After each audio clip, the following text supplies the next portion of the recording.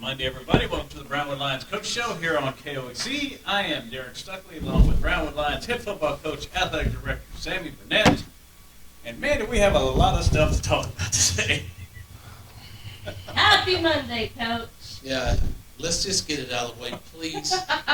NASCAR report first. Kyle Larson wins at Las Vegas, the home of Kyle Busch. Yep. He had a phenomenal race. My guy was in second. Poor pit stop caused him bumping down to 20th. Now he's at 6th place in the points. Kyle Larson's first, and he won his race, so he's in the playoffs. So all that said, I didn't allow her an opportunity to speak, so that's your NASCAR.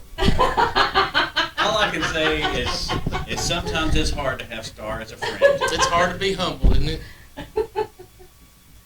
Right, guys. I'm going to get mine where I can. She is. I feel like she's stuck in the heart.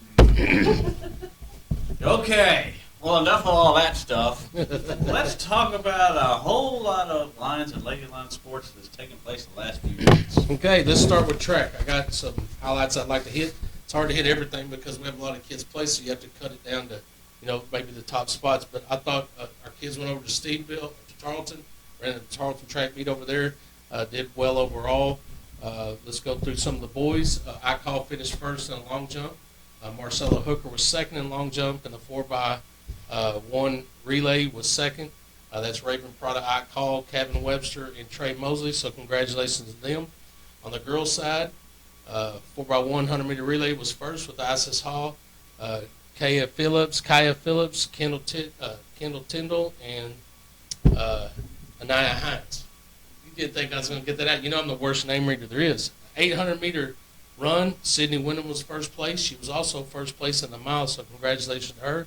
Kate Tyndall was second in the 200. Bracy Lee was third in the quarter.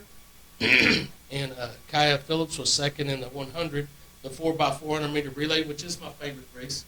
Used to be the sprint relay, and I got wiser. It's a gut check when you run the mile relay. So I admire those kids that run that race. But we were first in the mile relay with Kate Tyndall, Sydney Wyndham, Kaya Phillips, and Bracy Lee. So congratulations to them. And Jaslyn Jones was second in the district. So congratulations to the girls. That's their second track meet. They've gone out and done phenomenally well in. So I'm really proud of what they're doing. Boys and girls track, we've got a lot of kids out. And I like to see those kids being active. So congratulations to them.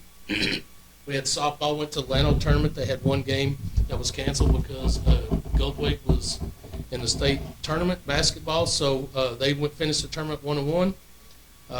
Boys baseball went 2-2 at the Brock tournament. They are both starting district here pretty quick. So Baseball starts tomorrow against Mineral Wells. That's at home. We'll get to that in a minute. Okay. Powerlifting, regional powerlifting. For the girls, we had Layla Wheaton finish third. Let me explain how it works. We had a young man finish third, and there's a point total. If you hit a weight total, you automatically advance. If you don't hit that weight total, you have to finish ahead of the others. And she was a few pounds short of advancing to the state powerlifting meet for the girls, but congratulations to her for finishing third in the region. On the boys' side, Davis Lee was first overall. He was also the outstanding squatter of the meet. That region, that's a big deal. So congratulations to him. Cole Miller finished second in the 242 weight class, and Jason Zhang finished third in the 181 weight class, but he had enough weight that he automatically advanced to state. So congratulations to those three guys for advancing the state. The team finished fifth overall. Boys soccer hosted China Spring. It was a good game. We were both there. Enjoyed that. They played extremely well. Was proud of them. They won 2-1, and the girls dropped their match by a point to a shootout. It was a 2-2 tie. Then went to a shootout and lost that in a shootout. Poor girls, the bus broke down. Thank you to Gatesville for allowing us transportation to get to the game, and of course Maria does a phenomenal job in our transportation. She made sure they had a way to get back home. So thanks for all the help in getting the girls to China Spring. Let's see where I'm at. Soccer, girls powerlifting, tennis. River Prado went to Waco and finished third in boys singles. So congratulations to him and the tennis team for going over there. They all competed well. So very pleased with what's going on. I want to make sure I didn't miss anybody for sure. There's a powerlifting. Come on there. Hmm? Saw you there Saturday. Oh, Saturday. Oh, Golf. goodness gracious. How could I forget that? My girls went to the state regional preview in Lubbock. I did not get the information back on that. I'll try to get it for the next meet. But by golly, we were at the golf tournament. I had a lot going on Friday, so I got out there late, but I did get to see the end of it. Our boys competed well. Hudson Reagan shot a 66, which is his personal best in competition play. I know he shot that at some other events, but in UIL competition play, he shot a 66 and led us there. We had a 13-point stroke lead, I think, or 12-stroke lead over Brock. They finished first place. Got to be there all day Saturday, so I got to see them. All the kids, everybody was struggling. The wind was up. It was a difficult day, and everybody was struggling. We had some high scores coming off the first 9, but the kids put it together and finished strong in the second 9 and reduced the numbers on the scores. But we won that. That's their third golf tournament to win. So they're working to get where they need to be because, as everybody knows, we have a pretty strong region. So they're fighting to get their scores down and be consistent in what they do. But it was a nice day. It was warm at least. So it was cold in the morning, but warm at least in the afternoon. So pleased with them. So thanks for bringing it up. I almost forgot. Couldn't forget that. So how does it work that Abilene, this is the second year in a row they hosted their tournament at the Hideout? Yeah, and it's a big deal. It's a 6A tournament. Brock was there, of course, which we have a chance of seeing possibly. And then the rest are, Permian, Odessa High, Abilene High, Midland Lee. I mean, a bunch of 6A schools. And for us to go out there, and I didn't mention Hudson Reagan was the first medalist as well. So congratulations to him. That's the second tournament in a row that he's done that. So very consistent what he's doing. He got a little frustrated on Saturday because he wasn't making some putts or some things that he wasn't. It was just, golf is a crazy sport. You can go out one day and shoot great. The next day, it's like you can't hit the ball. But he fought through it. They did well. The whole team. I mean, Sir Jones, I think, shot the low score on Saturday. So they're fighting hard. But I lost my track. It's neat for us to go out and play a bunch of 6A schools and dominate. There's some good golfers. I mean, you watch those first, second, third, fourth groups, and, man, those kids can really strike the ball. I mean, we're sitting on par 4. Sir Jones is fixing to putt off of the edge of the green, and here comes a ball rolling up. And I thought a kid was behind him putting, but it was our own Caleb Mottewell who drove the green on a par 4. So I was like, wow. But it's I've been out there a while, and I've never seen anybody hit that green. But, if you know Caleb Mottewell, he's probably 130 pounds, but it's amazing how far those kids hit the ball.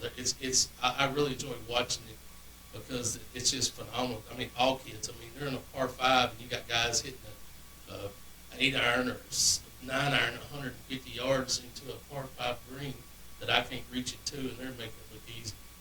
So it's pretty neat to watch. But for our guys to finish first in that against that caliber of teams is pretty neat. Yeah. And I don't know why. I'm glad they do it. Oh, yeah, me too. Because it's close and we're able to go out and see them. But Abilene High chooses to host their own tournament at the Hideout. So it's good for business for us. In Brown County, we had a lot of people stay in town. I was asking coaches, where y'all staying? But everybody's staying in hotels because it's a 2-day event. So I'm thankful that they want to host it there. A whole lot easier to cover. A lot of revenue when you're talking about feeding. I don't know how many teams there were. There was at least 8 and 8. That's 16 teams. Take us out of the mix on the boys' side. Unless Abilene, they'll probably drive home. So you're talking 3 teams that don't stay somewhere, which brings revenue to our community. So I'm glad they do it. And they had one team from San Antonio. Yep, San Antonio Clark. I actually know the head golf coach there. He's from Alpine, and my wife's from Alpine, so I got to speak with him a little bit. But they have some golfers now. I mean, they have some kids that one of their young men he told me goes to Florida every year. It's about $3,000 for a week. It's paying off because a kid can play golf. They got some phenomenal golfers too, but for us to just dominate, I think we won by 20-something strokes. 20, yeah, right. 20 strokes. I mean, that's a big deal. Mm-hmm. Yeah. So they're rolling right along. Yeah. And speaking of rolling along, there's plenty of stuff going on this week. Yeah, we don't have anything today, of course, but tomorrow we have girls and boys soccer going to Steamville. Those games will start at 5:30. And again, we kick off district play baseball. We host Mineral Wells tomorrow night at Moore Southoff Field. JV will start at 4:30. Varsity will follow somewhere around 7. Don't have anything Wednesday, but again, we got baseball tournaments at Boyd on Thursday, Friday, Saturday. We got tennis at Brownwood on Thursday.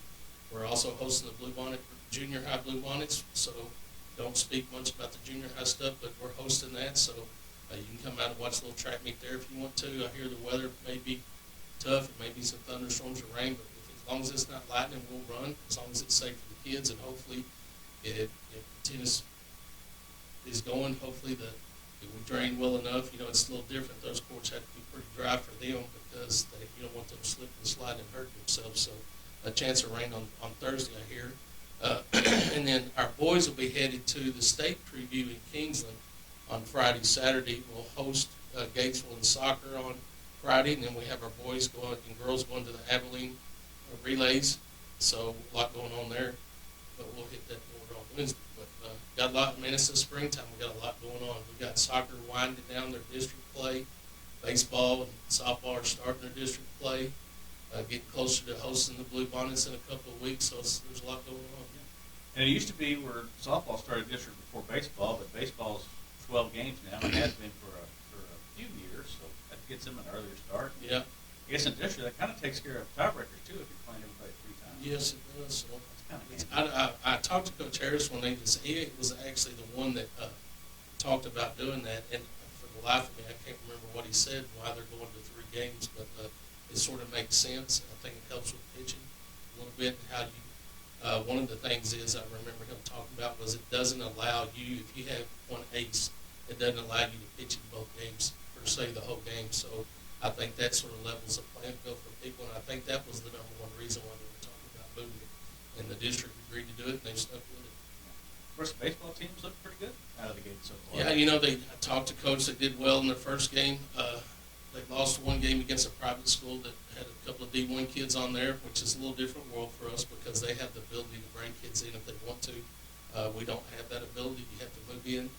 Lost to Brock 6-4. Brock's a very talented baseball team. Coach said simplicity came to the fact that we had 4 errors that cost them some runs. So just work on more consistency, try to win more innings than your opponent does.